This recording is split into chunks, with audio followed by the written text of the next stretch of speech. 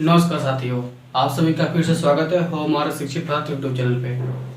आज हम फिजिक्स के क्लास देखेंगे जिसमें हम मोशन पढ़ेंगे। तो हमने शुरुआत कर रहे हैं मोशन के बारे में। हम आज अपने दैनिक जीवन में हमेशा देखते हैं कोई वस्तु विराम गति की अवस्था में है।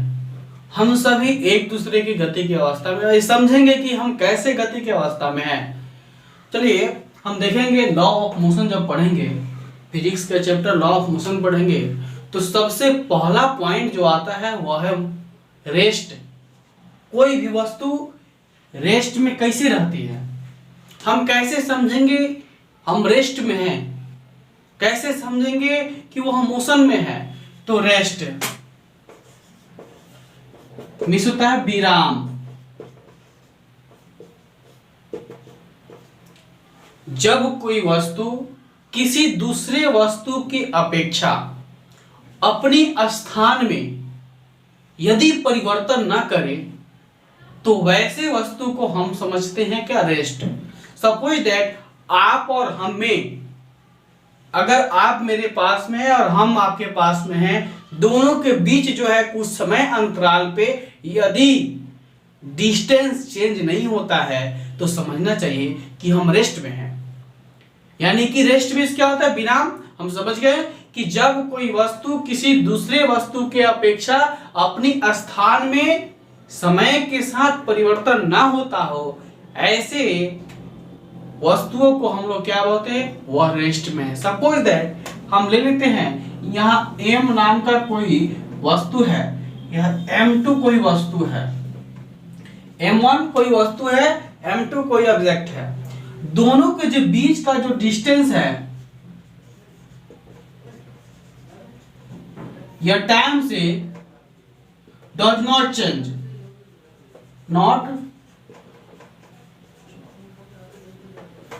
Not change. ए टाइम के अकॉर्डिंग यह चेंज नहीं होता है इन दोनों का डिस्टेंस, तो हम समझेंगे क्या, वह वस्तु रेस्ट में है। जब कोई वस्तु किसी दूसरे वस्तु की अपेक्षा, ये दूसरी वस्तु है, अपने स्थान में, डिस्टेंस में, दूरी में परिवर्तन नहीं करती है तो हम समझते हैं क्या, वह रेस्ट में है। रेस्ट क्लियर हो गया। अब चलते हैं मोशन यानी गति। दूसरा नंबर पॉइंट, पहला पॉइंट, दूसरा गति। जब कोई वस्तु किसी दूसरे वस्तु की अपेक्षा अपने स्थान में परिवर्तन करता है तो हम समझते क्या है, वह मोशन में है। जैसे सपोज दैट एक m नाम का वस्तु है या m2 वस्तु है, तो इसके बीच का जो डिस्टेंस है d1 है, लेकिन कुछ समय बाद t टाइम में, कुछ समय बाद या यहां से होके यहां तक चली गई तो हम समझेंगे क्या, m1 की अपेक्षा ऑब्जेक्ट m1 की अपेक्षा m, कि यदि m नाम का m कोई ऑब्जेक्ट है m1 और m2 कोई ऑब्जेक्ट है, ये दोनों का बीच का जो डिस्टेंस है समय के साथ वह धीरे धीरे चेंज होता है, तो हम कहेंगे क्या कि इन दोनों क्या है, ये जो है मोशन में है। तो इसका डिफिनीशन क्या हुआ, आप लिखिए, नोट कीजिए कॉपी में। जब कोई वस्तु किसी दूसरे वस्तु के अपेक्षा अपने स्थान में समय के साथ परिवर्तन करती है उसे क्या कहते हैं, तो मोशन कहते हैं। जब कोई वस्तु किसी दूसरे वस्तु के अपेक्षा अपने स्थान में परिवर्तन करती है, ऐसे ऑब्जेक्ट को हम मोशन में कहते हैं। Are you clear. तो ये दो। नेक्स्ट देखते हैं स्पीड एंड वेलोसिटी। तो स्पीड के बारे में चलते हैं, यानी कि चाल। इकाई समय में किसी वस्तु के द्वारा तय की गई दूरी को हम लोग क्या कहते हैं, चाल कहते हैं। इकाई समय में किसी वस्तु के द्वारा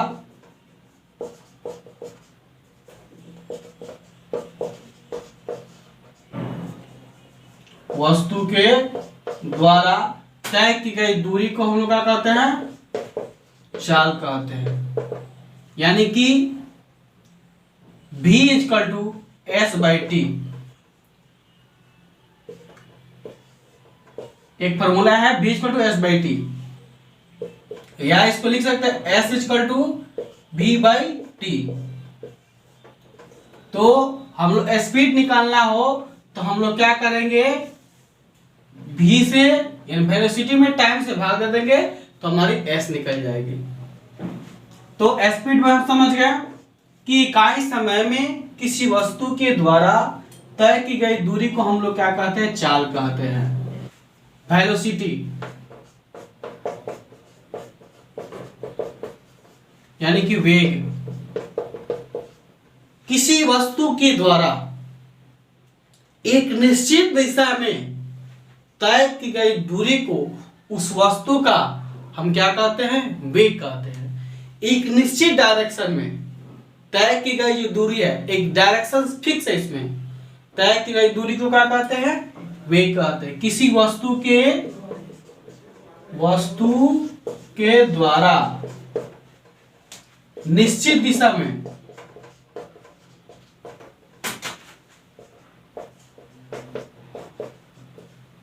तय की गई दूरी को क्या कहते हैं, वेग कहते हैं, v कहते हैं। v equal to S by T हम लोग पहले बता चुके हैं। यानी वेलोसिटी निकालना हो तो s बाई टी से हम डिवाइड। तो फिजिक्स में ऐसे बहुत सारा साइंटिस्ट है, बहुत सारा वैज्ञानिक है, लेकिन जब आती है मोशन के लॉ के बारे में, लॉ ऑफ मोशन के बारे में, तो इसको सबसे पहले डिफाइन जो किए थे वे थे न्यूटन साहब।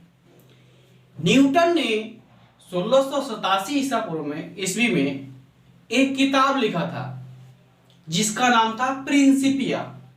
उसी किताब में न्यूटन ने अपना मोशन का जो लॉ है वो पहली बार डिफाइन किया था और बताया था, एक्सप्लेन किए थे। तो हम लोग देखेंगे क्या, न्यूटन ने यह नियम जो मोशन का नियम है वह 3 वो नियम दिए हैं। न्यूटन साहब ने यह प्रिंसिपिया नामक किताब लिखे थे कब, 1687 में एडी किताब लिखा था।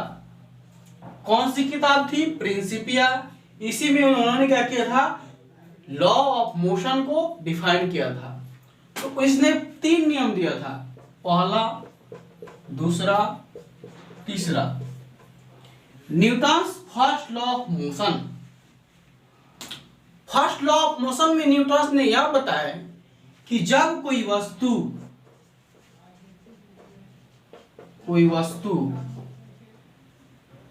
यदि विराम में है तो वह विराम में ही रहेगी।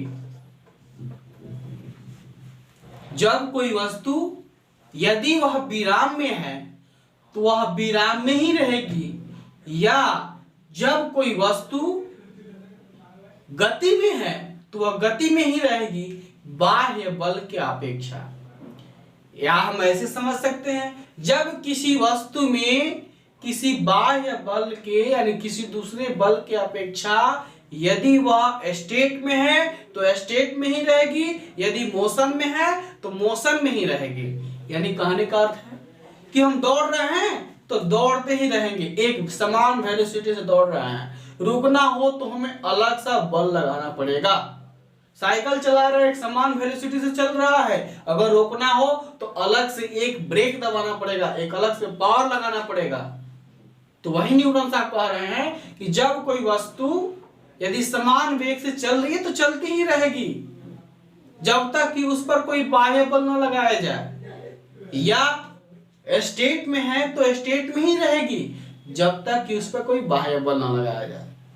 पहला नियम समझ में आ गया कि कोई भी वस्तु विराम में है तो वह विराम में ही रहेगी, बाह्य बल की अपेक्षा वह क्या करेगी, विराम में ही रहेगी, या गति में है तो वह गति में ही रहेगी। किसके अपेक्षा? According to external force. External force के अभाव में कोई भी वस्तु क्या है, जिस अवस्था में है वह उसी अवस्था में रहेगी। सपोज दैट बेंच पर रखी हुई क्या है, किताब। जैसे बोर्ड टंगा हुआ है तो बोर्ड टंगा ही रहेगा जब तक कि इस पे हम कोई बाह्य बल ना लगाए। और इसे बाह्य बल लगा के, दूसरा बल लगा के इसे हम उठा के कहीं दूसरे जगह रख सकते हैं। तो समझ में आ गया। इसी से Newton's first law of motion से ही हमें बल की परिभाषा मिलती है। इसी नियम को जड़त्व का नियम भी कहते हैं।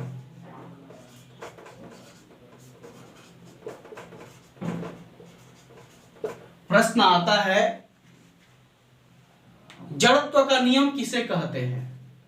तो Newton's first law of motion को भी जड़त्व का नियम कहते हैं, या गैलीलियो का भी नियम इसी को कहते हैं। गैलीलियो ने भी डिफाइन किए थे, जड़त्व ने भी डिफाइन किए थे, और जब आए न्यूटन साहब इसने और अच्छा से एक्सप्लेन कर दिए, तो इसी को माना जाता है। चलते हैं अब आगे क्लास में दूसरा नियम बताएंगे। धन्यवाद।